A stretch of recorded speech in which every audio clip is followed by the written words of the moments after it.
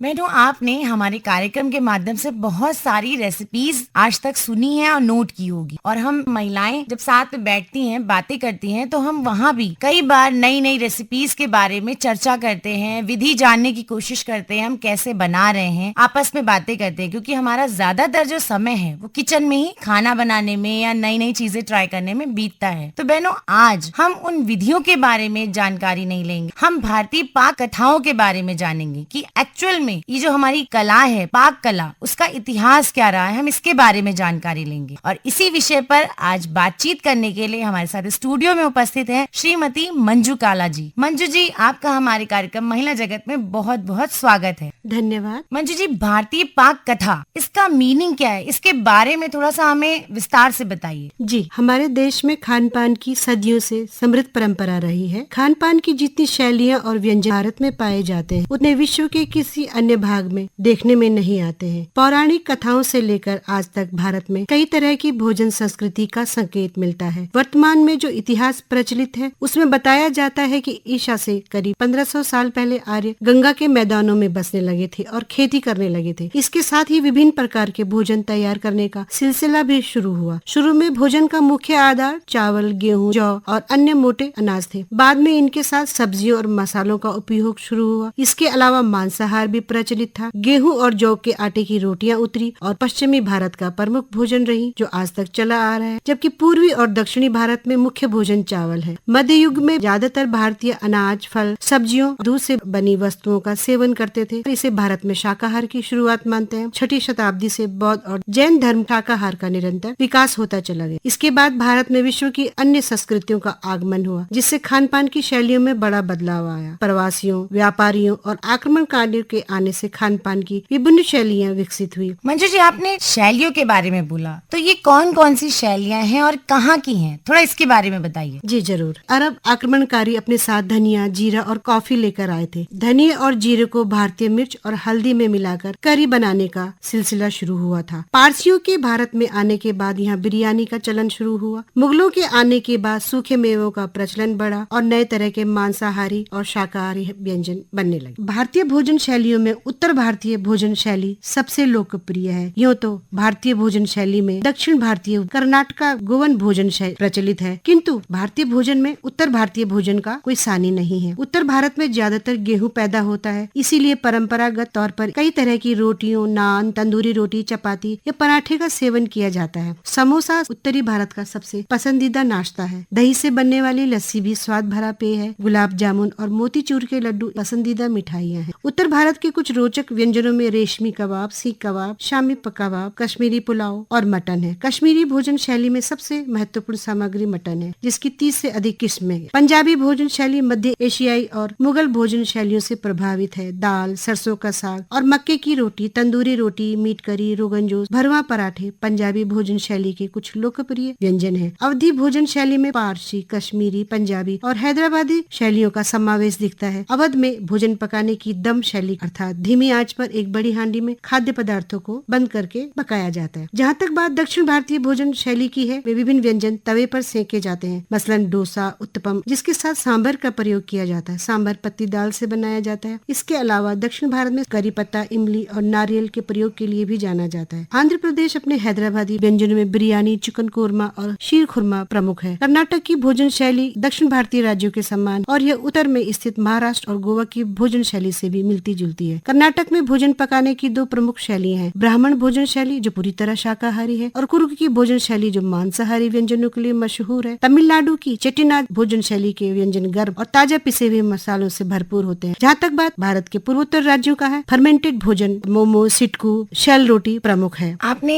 बहुत सारी शैलियों की बात करी, बट मंजू जी, भोजन है हमारा भारतीय, उसमें मसालों का शुरू से बहुत प्रयोग रहा है और जड़ी बूटियों का। कहा जाता है जो अंग्रेज या मुगल थे, उनको भी यहाँ की जड़ी बूटियां, मसाले बहुत पसंद है और वो यहाँ से अपने देश भी लेके गए। तो हम ये जानना चाहेंगे कि मसालों का, जड़ी बूटियों का प्रयोग हमारे भोज्य पदार्थों में कितना है? जी देखिए, वास्को डी गामा ने जो भारत की यात्रा की थी, वो भारत के मसालों के ही कारण की। तो हिंदुस्तानी भोजन में जड़ी बूटियां और मसाले महत्वपूर्ण भूमिका निभाते हैं। अलग अलग व्यंजनों के मसाले भी अलग होते हैं। मसलन दगड़ फूल, चक्र फूल, गंधरैन, जाख्या, राई का तड़का और जो गरम मसाले हैं वो दक्षिण भारत का ही प्रसिद्ध है और भारतीय भोजन का अत्यंत आवश्यक अंग है। मसालों मसालों एवं जड़ी बूटियों की भूमिका केवल भोजन पकाने तक ही सीमित नहीं है। प्राचीन आयुर्वेदिक ग्रंथों में रोग निदान के इन गुणों का वर्णन किया गया है। तेज पत्ते का स्वाद भला किस गृहिणी को पसंद नहीं आता। बिल्कुल, लौंग, इलायची जी। और सौंठ हो गया, सौंठ हो काली गया, मिर्च काली हो मिर्ची गई, होगी, दालचीनी। छोटे छोटे मसाले हैं जो हम भोजन के साथ साथ जड़ी बूटियों के तौर पे अपने आयुर्वेद में इस्तेमाल हैं। करते जी, अब बात करें हम अपने उत्तराखंड की भोजन शैली के बारे में, तो हमारे उत्तराखंड की भोजन शैली के बारे में आप बताइए। हमारा जो उत्तराखंड है हिमालयी राज्य है और ऊंची नीची ढलाने हैं। यहाँ दालें प्रमुखता से पैदा की जाती हैं। जी।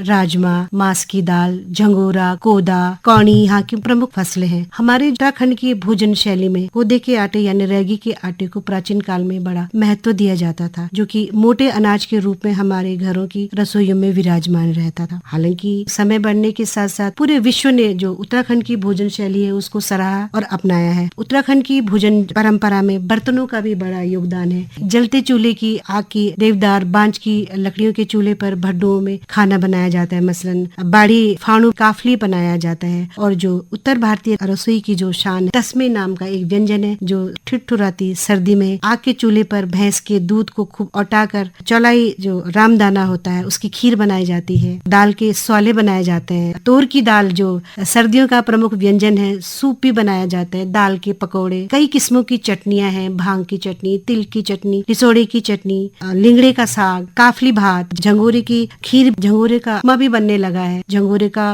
भात बनाया जाता है, फाड़े के साथ खाया जाता है। जी, उत्तराखंड की जो व्यंजन पद्धति है, जो खान पान की जो परंपरा है, बड़ी समृद्ध रही है। जी, उत्तराखंड की भोजन की बात करिए, कुछ स्पेशल जो आपको लगता है कि हाँ हम अपने उत्तराखंड तक ही नहीं बाहर तक भी जा रही है और विदेशों में भी इसका नाम जा रहा है, कुछ ऐसे भोज्य पदार्थ। जी बिल्कुल, उत्तराखंड का जो भोजन पद्धति है, जो पकवान है, अब तो पूरे देश में अपना परचम लहरा रहे हैं। उड़द दाल के जो पकोड़े हैं, जो कुमाऊं का जो रायता है, खीरे का रायता, उसमें राई पीस के जो डाली जाती है, आलू की जो गुटक और जो बेड़मी रोटी है जो दाल भर के चूल्हे पे पकाई जाती है, चोर रोटी है वो बनाई जाती है। बाड़ी, जिसको दक्षिण भारतीय लोग रैगी मुद्दे बोलते हैं, मंडवा कहते हैं, हम उसको मंडवा कहते हैं, और बाड़ी बनाया जाता है। लोहे की कढ़ाई में रस भात भी कहते हैं और रास भी कहते हैं। जो चुरकानी भी कुछ लोग उसको कहते हैं। जौला बनाया जाता है। मिठाई है, सिंगूरी की मिठाई है, हमारे बाल मिठाई आरसे है, बाल मिठाई है। तो कई तरीके के व्यंजन है आज भारत के जो पर्यटन जो मानचित्र है उस पर अपने महत्ता अंकित कर रहे हैं। जी, और विदेशों में भी कहीं ना कहीं फेमस हो रहे हैं। बिल्कुल बिल्कुल। मंजू जी, हमने उत्तर भारत की भोज्य पदार्थों की बात कर ली, दक्षिण भारत के भोज्य पदार्थों की बात कर ली, अपने राज्य उत्तराखंड के भोजन की बात कर ली। अब जो हमारे उत्तराखंड का पड़ोसी राज्य है, पहाड़ी राज्य है हिमाचल प्रदेश, वहाँ की भोजन शैली और वहाँ के भोज्य पदार्थों के बारे में बताइए कि उनकी क्या कथाएं रही हैं। जी जरूर। जैसे कि हमारे उत्तराखंड में जब हम सामूहिक भोजन जो पद्धति है उसको फड़ लगाना बोलते हैं। फड़ एक किस्म की पद्धति है जहाँ पर रसोई बिना कमीज पहने, बिना ऊपरी जो अंग वस्त्र है उसको पहने बड़े बड़े भड्डुओं में खाना बनाते हैं और पत्तल पे उसको परोसा जाता है। तो फड़ का भोजन उसको बोलते हैं, जो विवाह बारातों में बनाया जाता है। एक पद्धति होती है उत्तराखंडी भोजन की। पहले बूरा परोसा जाता है, फिर चटनी परोसी जाती है, फिर लाल मिर्च परोसी जाती है, फिर उड़द दाल के पकोड़े आते हैं, फिर बूरा और घी आता है, क्रम से आता है। फिर सलाद पहले नहीं होता था, हालांकि अब सलाद भी परोसे जाने लगा है। पानी आता है, छाछ आती है, फिर गरम गरम भड्डू में पकी मांस की दाल, अरहर की दाल, और बीच में चावल का गोला बना के फिर दाल डाली जाती है, फिर घी डाला जाता है। इसी प्रकार हिमाचल प्रदेश में जो सामूहिक भोजन पद्धति है उसको धाम बोलते हैं। तो धाम में जो है मदरा परोसा जाता है, छोले का, कद्दू का मीठा परोसा जाता है, सिड्डू परोसे जाते हैं। और जो हिमाचल की कांगड़े की धाम अलग है, चंबे की धाम अलग, और